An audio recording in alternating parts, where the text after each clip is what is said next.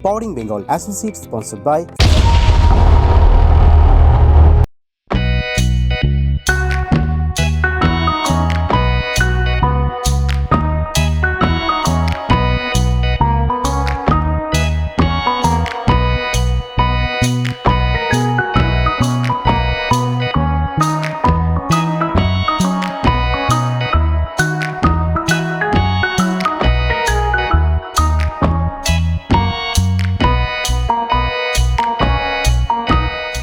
কমিক্সের দুনিয়ায় মজে আছে ছোট থেকে বড় সবাই, কিন্তু কমিক্স মানে তো শুধু টম অ্যান্ড জেরি কিংবা স্পাইডারম্যান নয়, তার সঙ্গে সমানতালে পাল্লা দিতে পারে বাংলার নিজস্ব বাটুল দি গ্রেট আর চাঁদের বুড়ি।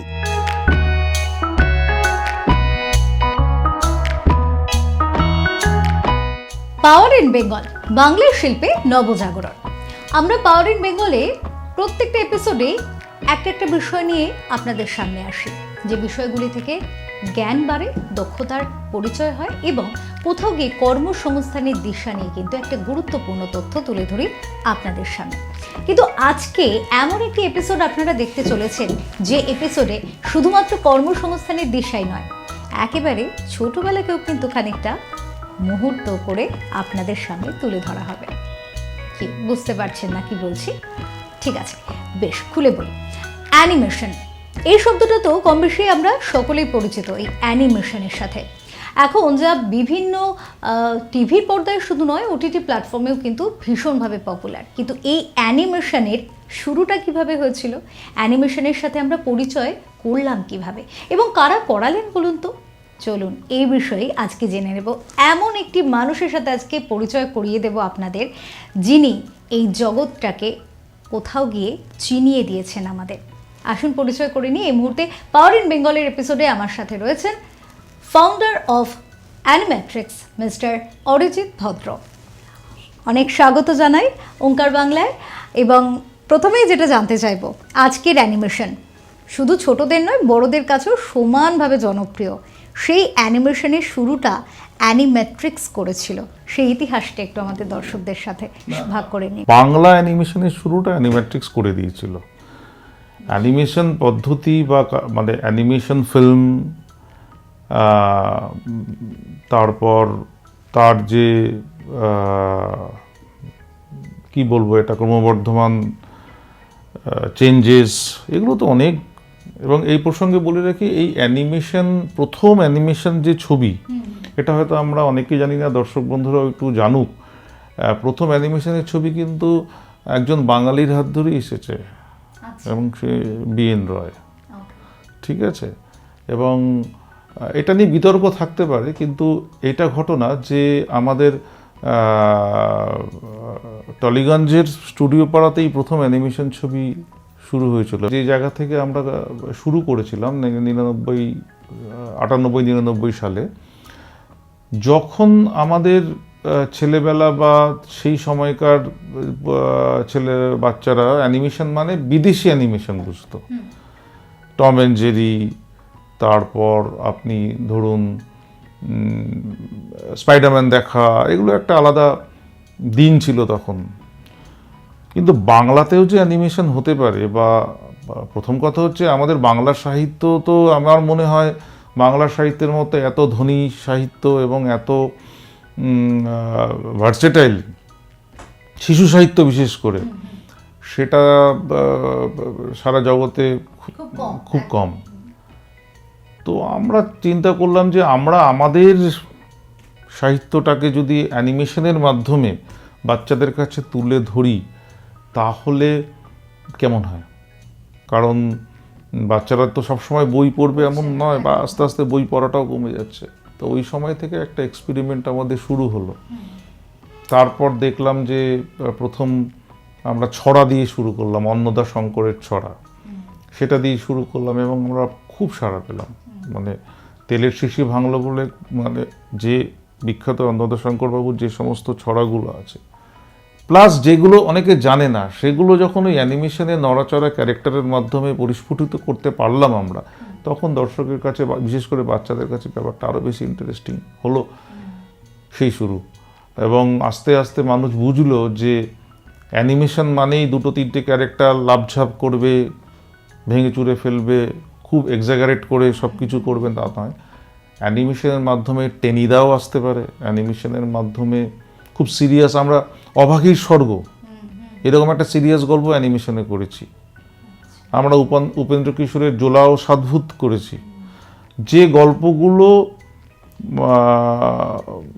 মানুষ যখন চোখের সামনে দেখছে, ভূত একটা খাবো, দুটো খাবো, 7 বেটাকে চিবিয়ে খাবো, একটা ভূতে, তখন ব্যাপারটা অনেক বেশি ইন্টারেস্টিং হচ্ছে। সেই চলার পথ শুরু আমাদের। আমার কোথাও মনে হয় যে আজকে যে চারিদিকে যে ইউটিউবে এত ভূতের গল্প, ভূত পেতনির গল্প, রাজারানীর গল্প বা বিভিন্ন যে চ্যানেলগুলো হচ্ছে, বেশ কিছু লোক এর সঙ্গে মানে, যেহেতু এই প্রোগ্রামটা কর্মসংস্থান, আমি তাই এই ব্যাপারটা অ্যাড করতে চাই। মানে এই পথটা কিন্তু অ্যানিমেট্রিক্সই দেখিয়েছে।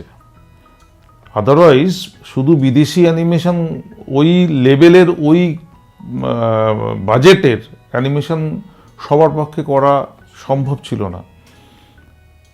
এখন আমাদের ওই এক্সপেরিমেন্টটা সফল হওয়ার পর রমরম করে টেনিদা চলেছে জিতে, রমরম করে বাটুল দি গ্রেট সিরিজ চলেছে, রমরম করে চাঁদের বুড়ি ম্যাজিক ম্যান চলে, এইটা দেখবার পর প্রচুর মানুষজন কিন্তু ছোট ছোট উদ্যোগ নিয়ে, তারা নিজেদের উদ্যোগে 4-5টা ছেলে নিয়ে বাড়িতে 2-3টে করে গল্প করে করে অ্যানিমেশনের মাধ্যমে তারা কিন্তু ইউটিউব প্ল্যাটফর্মে নিজেরা একটা উপস্থাপন করছে। এর ফলে তারা রোজগার করতে পারছে আজকের দিনে দাঁড়িয়ে। এখানে প্রচুর ছেলে আসে আমাদের কাছে, বলে স্যার আপনাদের পথ অনুসরণ করেই আজকে আমরা করছি। এবং একটা কথা মনে করিয়ে দিই আপনাদেরকে, পয়েন্ট আউট করে দিই, অ্যানিমেট্রিক্স কখনো বিদেশি অ্যানিমেশনের সার্ভিস প্রোভাইড আজ পর্যন্ত করেনি। জানি না আগামী দিনে আমরা করব কি না, কিন্তু আজ পর্যন্ত আমরা কোনো বাইরের সার্ভিস যে আপনি একটা কাজ করতে চান আমরা সেটা করে দিচ্ছি, এরকম প্রচুর অ্যানিমেশন কোম্পানি এখন আছে। অ্যানিমেশন সেই জায়গা থেকে একটা মৌলিক জায়গা, যে সেই জায়গা থেকে একটা স্পেশাল জায়গা যেখানে অ্যানিমেট্রিক্স শুধুমাত্র তারা নিজেরা নিজেদের কন্টেন্ট প্রডিউস করে। আজকের দিনে দাঁড়িয়ে অ্যানিমেট্রিক্স শুধু কিন্তু একটা সাধারণ অ্যানিমেশন স্টুডিও হয়ে রয়নি, অ্যানিমেট্রিক্স কমপ্লিটলি একটা কন্টেন্ট ডেভেলপমেন্ট হাব। একদম। আমরা কিন্তু একটা বিষয় বুঝলাম যে এই যে অ্যানিমেশন, এই অ্যানিমেশনের দিশাটা অ্যানিমেট্রিক্স যখন দেখিয়েছে যে বাংলাতেও এটা করা যায় এবং বাংলার সাহিত্যকে অনেক সুন্দর করে উপস্থাপনা করা যায় অ্যানিমেশনের মাধ্যমে, এবং যে দিশা, যে পথ এগিয়েছে, যেই পথে এগিয়ে চলেছে এখন, কিন্তু বহু মানুষ সত্যি তাই অ্যানিমেশনের সাথে, ইন্ডাস্ট্রির সাথে যুক্ত হয়েছে এবং বিভিন্ন কোম্পানি এসছে। এখন তো অ্যানিমেশনেরই রমরমা, কারণ ওটিটিতেও আমরা প্রায় সময় দেখি।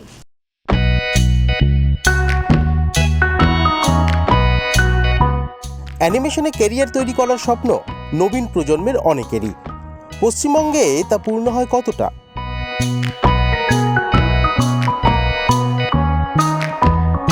প্রযুক্তির দিক থেকে বাংলা যদি কথাটা বলা হয়, তাহলে সেক্ষেত্রে বাংলার থেকে হিসাব মতো বেঙ্গালুরু বা হায়দ্রাবাদ অনেকটাই এগিয়ে রয়েছে। তো বাংলা কোথাও গিয়ে এই খামতিটা কেন দেখা যাচ্ছে বাংলায়? কোন জায়গাটা ধরলে হয়তো খানিকটা বাংলায় অনেকটা এগোতে পারবে? না, এইটা হয়তো পুরোটা ঠিক নয়। বেঙ্গালুরু বা ওরা এগিয়ে রয়েছে, পুরোটা এই কথাটা ঠিক নয়। কারণ বেঙ্গালুরুতে গিয়ে যারা অ্যানিমেশনটা করছে তারা বাঙালিরাই করছে, বা হায়দ্রাবাদে যারা করছে তারা বাঙালিরাই করছে। কিন্তু যেখানে আমরা পিছিয়ে রয়েছি আমাদের স্টেট, সেটা হচ্ছে ইনিশিয়েটিভে। আজকে যদি এখানে ইনিশিয়েটিভটা না থাকে তাহলে এই ছেলেরা কাজটা করবে কোথায়? অ্যানিমেট্রিক্স কতজনকে সেই চান্সটা বা সেই অপরচুনিটিটা দেবে? ইনিশিয়েটিভের অভাব, টেকনোলজির প্রবলেম না। আজকে আমরা এখানে যে পদ্ধতিতে অ্যানিমেশনটা করছি, হায়দ্রাবাদের একটা স্টুডিও কিন্তু সেই পদ্ধতিতেই অ্যানিমেশনটা করছে, বেঙ্গালুরুর একটা ছেলেও সেই পদ্ধতিতে করছে।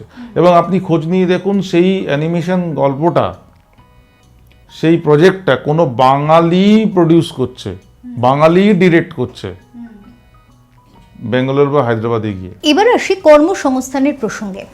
অ্যানিমেট্রিক্সের তরফ থেকে যখন নতুন ছেলে মেয়েদের নেওয়া হয়, সেক্ষেত্রে টেকনিক্যালি হয়তো তারা প্রযুক্তিগত দিক থেকে জ্ঞান রাখছে, কিন্তু স্কিল, যেমনটা আপনি বললেন যে স্কিলটার একটা প্রয়োজন রয়েছে এক্ষেত্রে, ক্রিয়েটিভিটির প্রয়োজন রয়েছে, সেক্ষেত্রে কি সেটা আপনি পান তাদের মধ্যে? না, আমি যদি বলি পাই তাহলে মিথ্যে বলবো, পাই না। আমাদের তৈরি করতে হয়, আমাদের এই কারণে আমাদের ইন্টার্নশিপ করাতে হয় স্টুডেন্টসদের। অ্যানিমেশন করতে গেলে না দুটো জিনিস, মানে আপনি যদি স্কিলের কথাই বলুন, তাহলে প্রথম কথা হচ্ছে যে নিজের ভেতরে একটা ক্রিয়েটিভ সেন্স থাকতে হবে, বা এই ধরনের জিনিসগুলোকে ভালোবাসতে হবে, পেশেন্স থাকতে হবে, এটা তো অনেক সময় সাপেক্ষ একটা ব্যাপার। আর তার সঙ্গে তো সফটওয়্যার জানতেই হবে। তো সেই ক্ষেত্রে আমাদের এখানে সেটার প্রবলেম তো আছেই, আমরা সেরকমভাবে পাই না। অথচ প্রচুর লোকজন কিন্তু ইন্ডাস্ট্রিতে দরকার, স্কিল্ড লোক নেই, আজকের দিনেও স্কিল্ড লোক নেই। সে তাহলে আপনি বলবেন যে এত ট্রেনিং হচ্ছে চারিদিকে, বিভিন্ন সেন্টার আছে, অ্যানিমেশন শেখানো হয়, ইউনিভার্সিটিগুলোতে বিএসসি ডিগ্রি দেওয়া হয়, কিন্তু তার সঙ্গে না প্র্যাকটিক্যাল কাজের একটা বড় পার্থক্য আছে। এর ফলে তারা হয়তো থিওরিটিক্যালি শিখছে, কিন্তু যখন তারা কাজ করতে আসছে তারা সেইখানে অসুবিধায় পড়ছে। কাজে সেটাকে কমাতে হবে, ক্লোজ করতে হবে। এই জায়গাতে কিন্তু বাইরের স্টেটগুলো এগিয়ে। এটাতে কি করে এগোনো যায় তাহলে, মানে বাংলার ছেলেমেয়েরা তাহলে কি করে? দেখুন, এই অ্যানিমেশন, শুধু অ্যানিমেশন বলে না, অ্যানিমেশন বলুন, গ্রাফিক্স বলুন, এডিটিং বলুন, এগুলোও তো দরকার। শুধু একটা অ্যানিমেশন আমরা বলছি ঠিকই, কিন্তু এই ইন্ডাস্ট্রিটাকে বা একটা কন্টেন্টকে ডেভেলপ করতে গেলে স্ক্রিপ্ট থেকে শুরু করে পোস্ট প্রোডাকশন সবটাই দরকার। আর এগুলো এতটাই অ্যাপ্লিকেশন ডিপেন্ডেন্ট, এতটাই মানে one sort of applied arts, সেটা না ক্লাসরুমে বসে হয় না। সেটা যত আধুনিক ক্লাসরুম আপনি প্রোভাইড করবেন না কেন, যতক্ষণ না পর্যন্ত রান্নাঘরে ঢুকে রান্নাটা না শিখবেন হাত পুড়িয়ে, ততক্ষণ পর্যন্ত আপনি রান্নাটা শিখতে পারবেন না। ওখানে যারা পড়াচ্ছে, মুশকিলটা হচ্ছে ওখানে যারা টিচার, তারা পড়াচ্ছেন, কিন্তু প্রোডাকশন করতে গেলে যে প্রতিদিনের যে সমস্যা, তারা তো সম্মুখীন হচ্ছেন না। আবার যারা সেই সমস্যাটা ফেস করছে তারা গিয়ে পড়াতে পারছেন না। দুজনেরই দরকার, টিচারেরও দরকার, তাদেরকেও দরকার। এই দুজনের একটা ভালো মেলবন্ধন করতে হবে, আদারওয়াইজ এই প্রবলেম থেকেই যাবে। এর ফলে আমাদের প্রবলেম হচ্ছে কি, আমি তো বলছি তো, আমাদের একটু আগে আমাদের ইন্টারভিউ শুরুর আগে আমরা যখন গল্প করছিলাম, আমি বলছিলাম আপনাকে যে আমাদের এই মুহূর্তে 12-14 জন লোক দরকার, আমরা পাচ্ছি না। আমরা বিভিন্ন জায়গায় নক করছি। যদি কোনো মানুষ উদ্যোগ নিতে চান এই বিষয়ে, মানে অ্যানিমেশনের জগতে আসার জন্য, নিজের একটা কর্মপরিচিতি তৈরি করার জন্য যদি যারা উদ্যোগ নিতে চান বা যারা এই বিষয়ে আগ্রহ রাখেন, তাদের জন্য কি বলবেন? দেখুন, আমার যেটা মনে হয়, সব বিজনেসেরই তো মেন হচ্ছে মূলধনটা, ক্যাপিটাল। অ্যানিমেশন ইন্ডাস্ট্রির মেন মূলধন হচ্ছে কন্টেন্ট বোঝা, কনসেপ্ট। যদি কোনো উদ্যোক্তা নিজে কনসেপ্ট না বোঝে, তাকে এই উদ্যোগে আসা উচিত নয়, শুধু অন্যের উপর ডিপেন্ড করে। প্রথমে নিজেকে বুঝতে হবে যে আমি গল্প বলতে পারি কিনা, বা আমার গল্প বলতে ভালো লাগে কিনা, বা আমি গল্পটা বুঝি কিনা।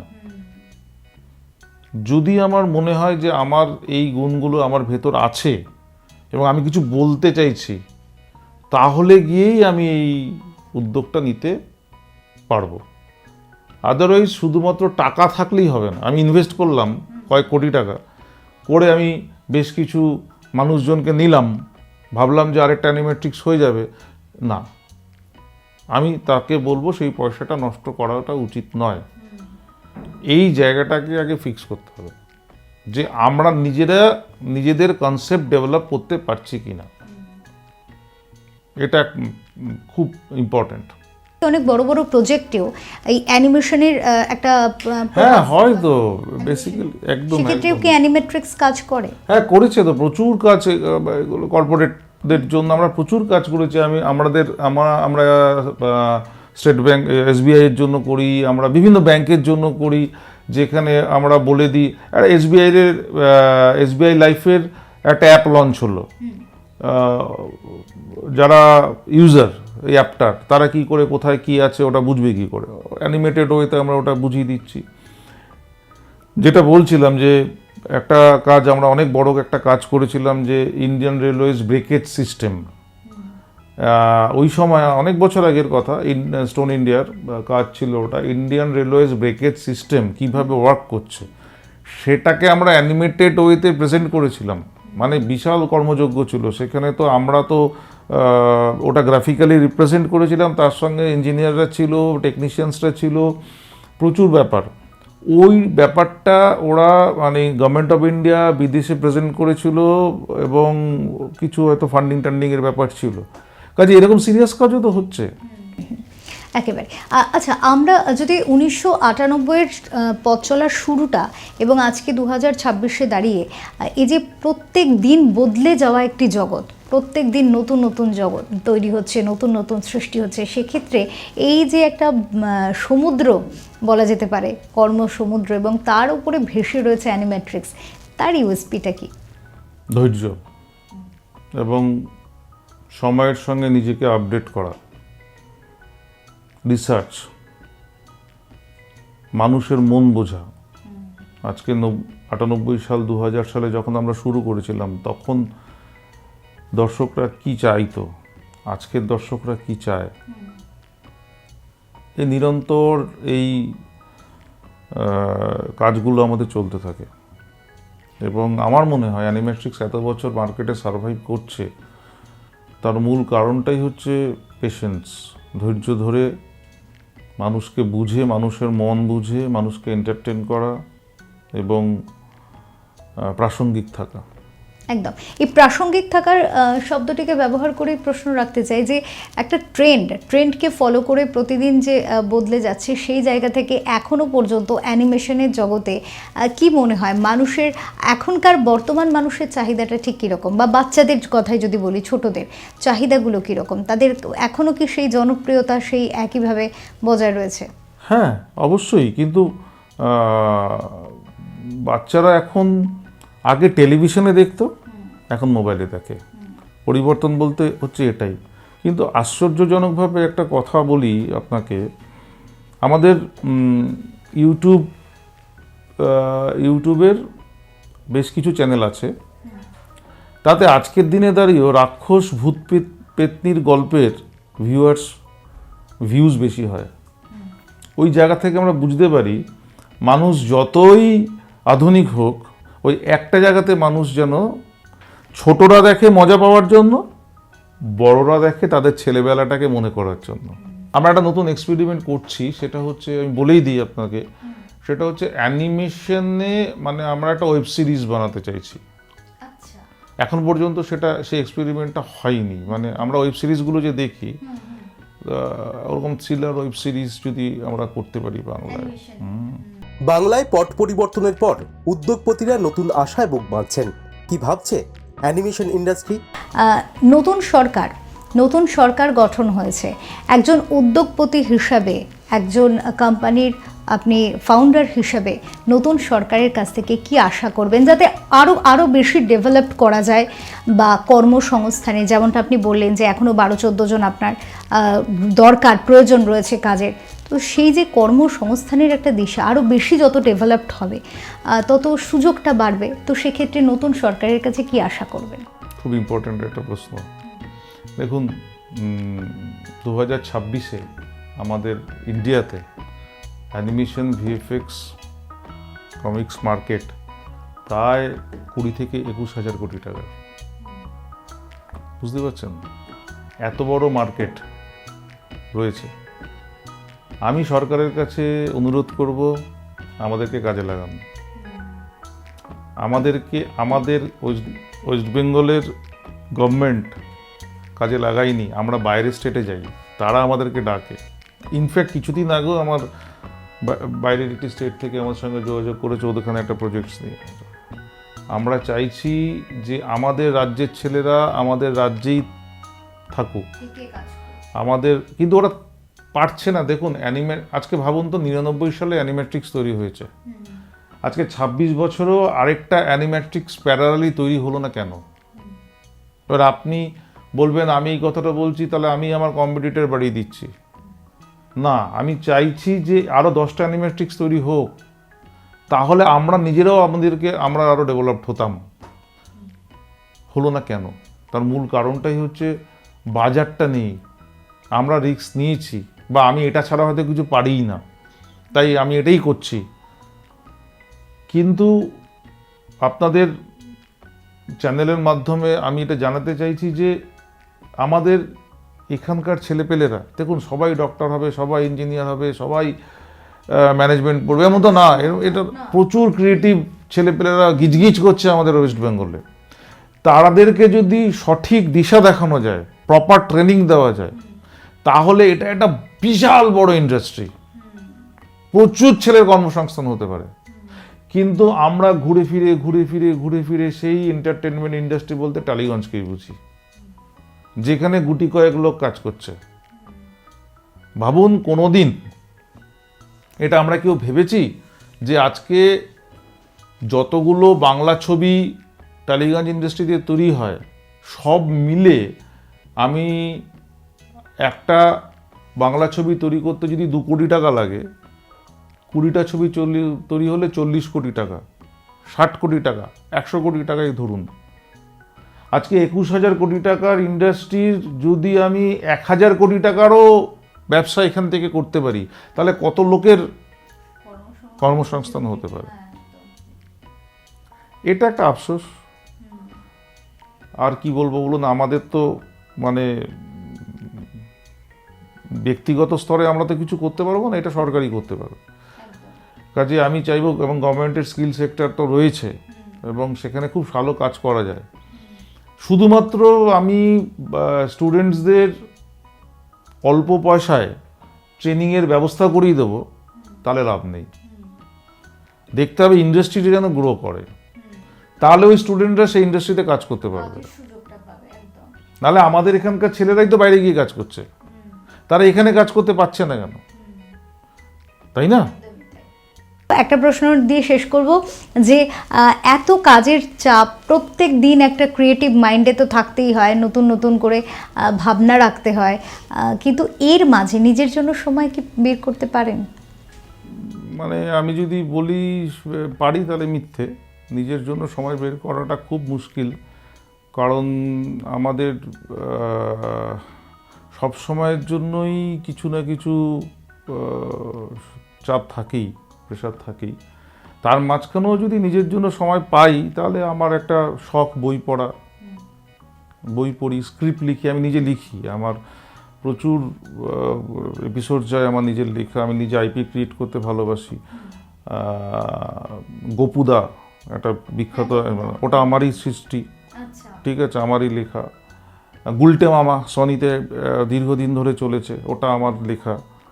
তো আমি এরকম ভেবে ভেবে ওগুলো লিখি, ভালো লাগে। সেটাও কাজের অঙ্গ, কিন্তু ভালো লাগে। আমি বলতে যাচ্ছিলাম এক্ষুনি যে অবসর তার মানে পাওয়া যায় না, আসলে এটা কিন্তু খুব বাস্তবিক। সৃজনশীল মানুষেরা অবসরের মধ্যেও সৃষ্টি করতেই থাকেন, যেমনটা গোপুদা আমাদের কথায় এই যে কথাটা উঠে এলো, গোপুদা অত্যন্ত প্রিয় একটি চরিত্র। সেই গোপুদার আমরা যে সৃষ্টিকর্তা, তাকেও কিন্তু আজকে পেয়ে গেলাম। বেশ অনেক অনেক শুভেচ্ছা রইল ওঙ্কার বাংলার তরফ থেকে অ্যানিমেট্রিক্সের জন্য। ধন্যবাদ আজকের এই এত সুন্দর একটা এপিসোড আমাদের দর্শকদের উপহার দেওয়ার জন্য। তাহলে আসি পাওয়ার ইন বেঙ্গলের এবং ওঙ্কার বাংলার দর্শকদের কাছে। আপনারা আজকের এই এপিসোডটা তো নিশ্চয়ই আশা করি অনেক কিছু জানতে পারলেন, যে বিষয়গুলি নিয়ে কার্টুন থেকে অ্যানিমেশনের জগৎ এবং কর্মসংস্থানের দিশা, যেমনটা পাওয়ার ইন বেঙ্গলের প্রধান মোটো। ভালো থাকবেন, দেখতে থাকুন পাওয়ার ইন বেঙ্গল, দেখতে থাকুন ওঙ্কার বাংলা। নমস্কার।